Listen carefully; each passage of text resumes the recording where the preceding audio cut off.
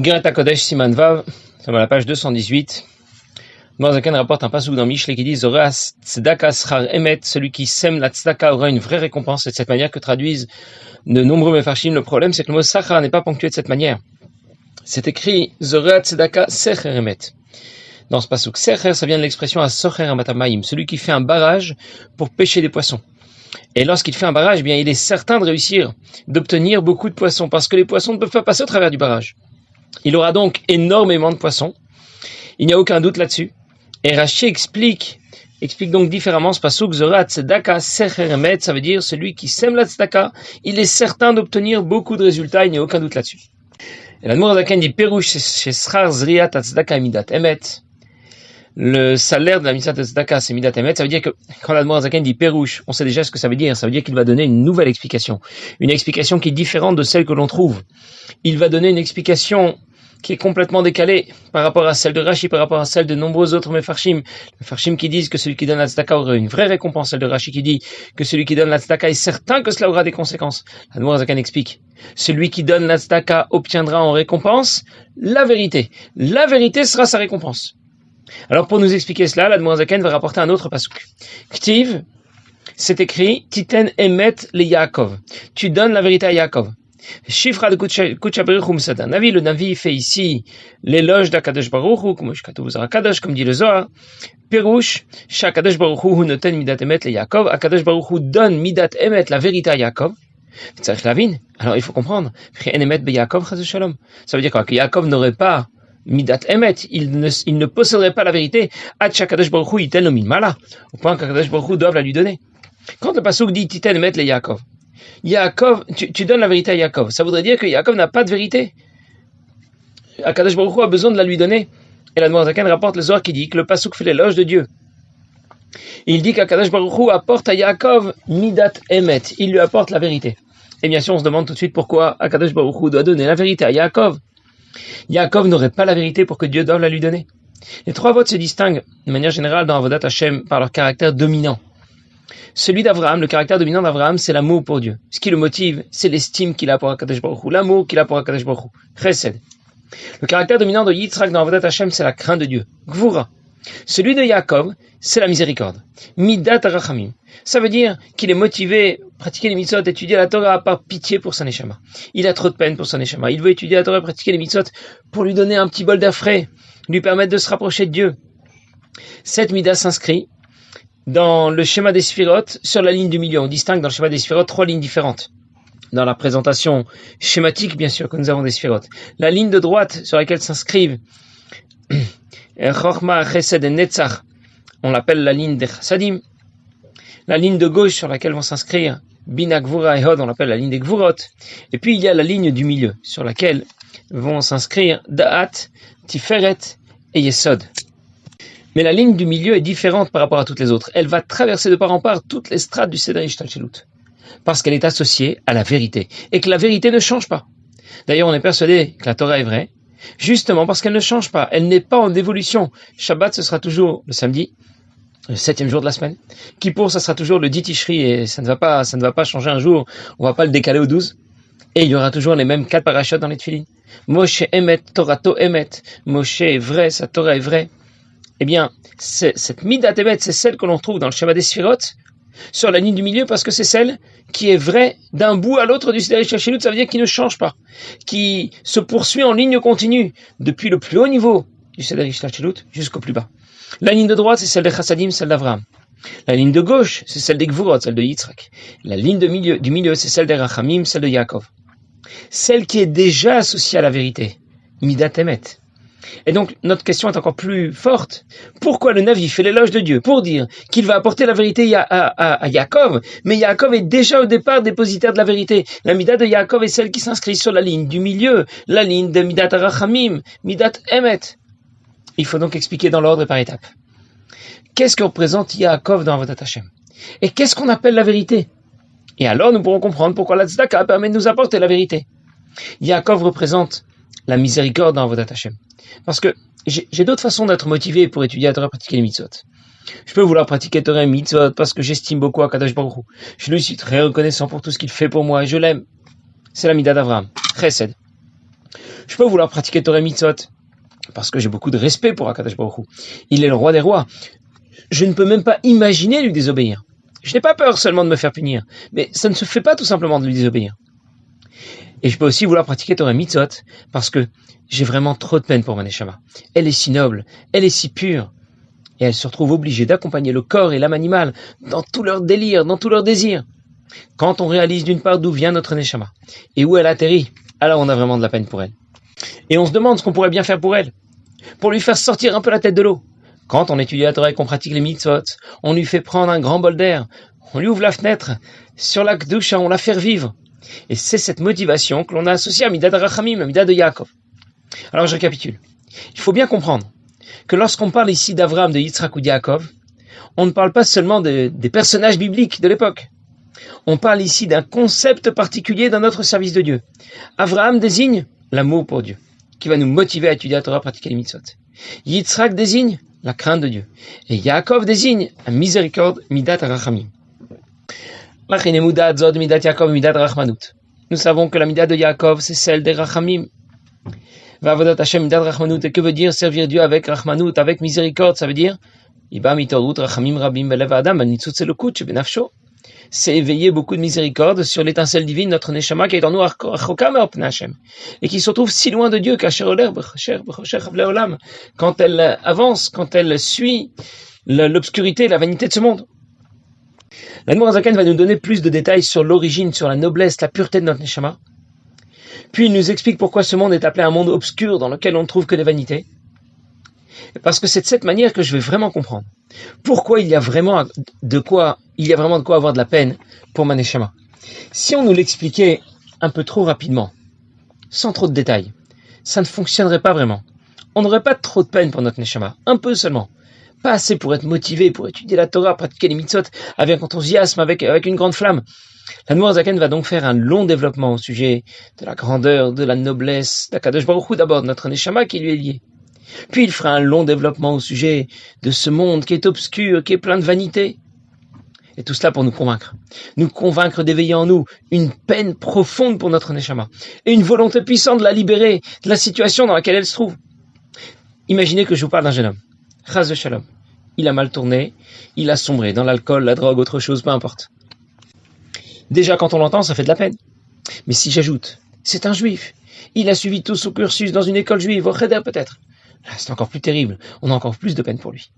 Et si je vous dis en plus que son grand-père, c'était le grand rabbin de telle ou telle ville, que son père, c'est un juif pratiquant et respecté que tout le monde connaît, là, ça fait vraiment beaucoup de peine.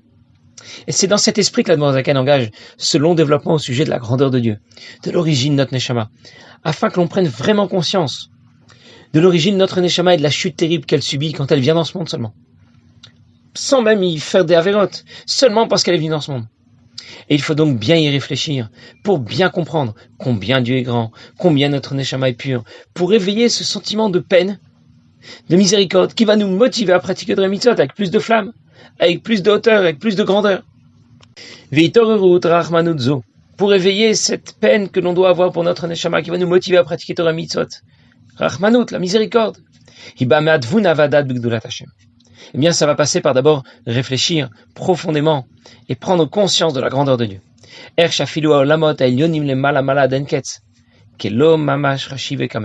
considérer que pas seulement notre monde, mais même les mondes spirituels les plus hauts, eh bien, sont insignifiants devant Kadosh Baruch Hu.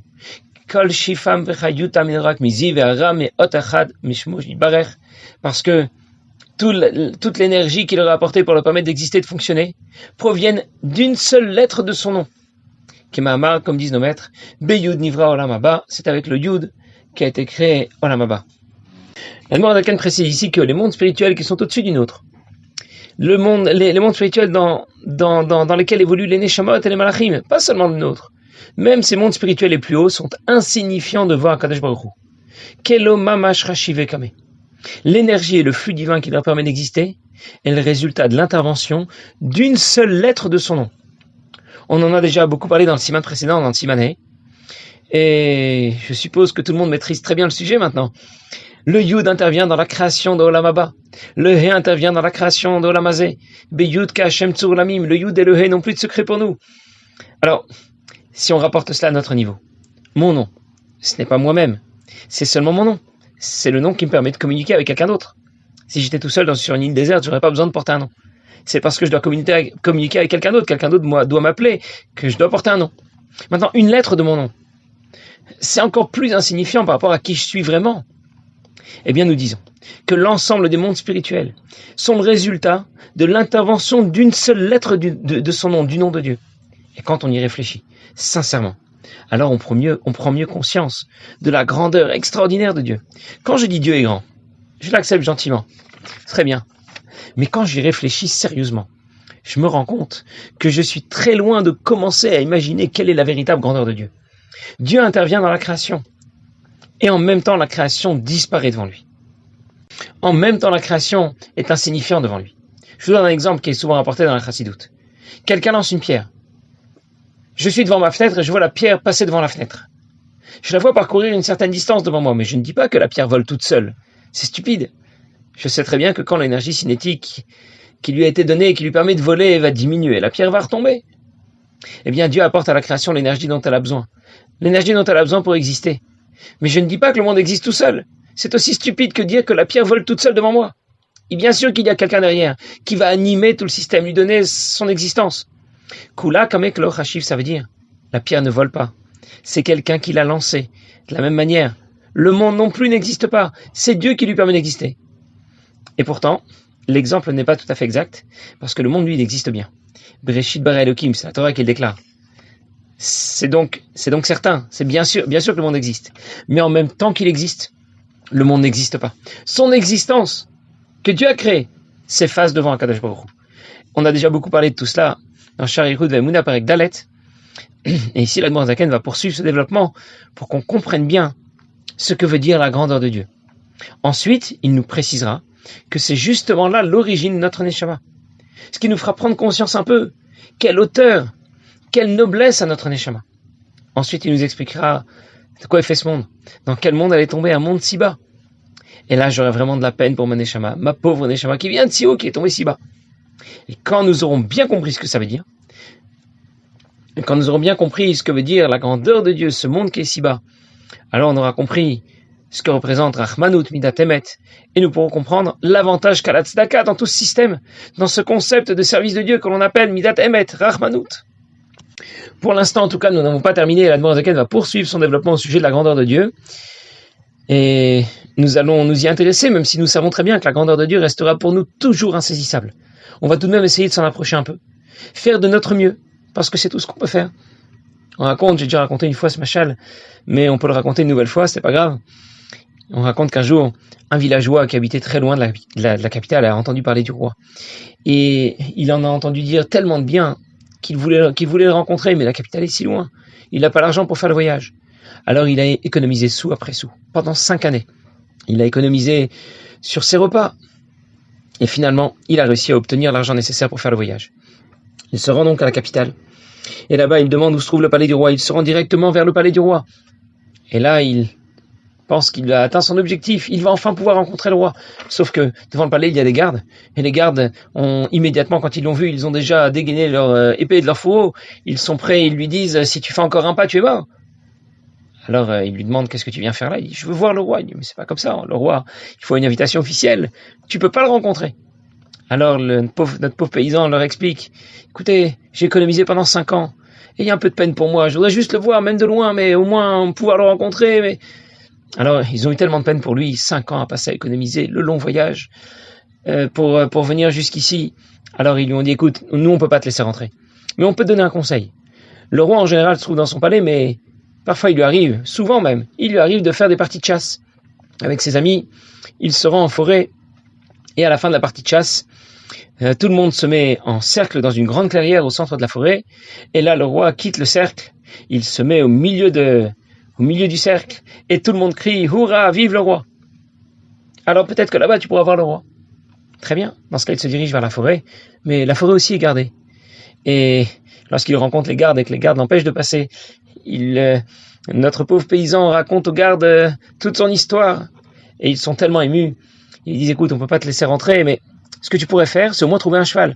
Si tu as un cavalier, tu peux rentrer dans la forêt, participer à la partie de chasse, et tu pourras voir le roi. » Et notre paysan lui dit, répond au soldat, mais je n'ai même pas l'argent pour faire le retour. Pour retourner chez moi, d'où je vais trouver l'argent pour acheter un cheval?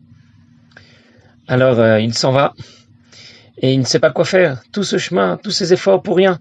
Et sur la route, il croise quelqu'un sur un cheval. Alors il l'arrête un instant. Il dit, excusez-moi monsieur, vous pouvez peut-être me rendre service? Et le cavalier l'écoute. Il dit, voilà, j'ai économisé pendant 5 ans, j'avais très envie de voir le roi. On m'a dit tellement du bien de lui. Et j'ai été à son palais, on m'a dit que c'était pas possible, sans invitation officielle, de rentrer, de le rencontrer.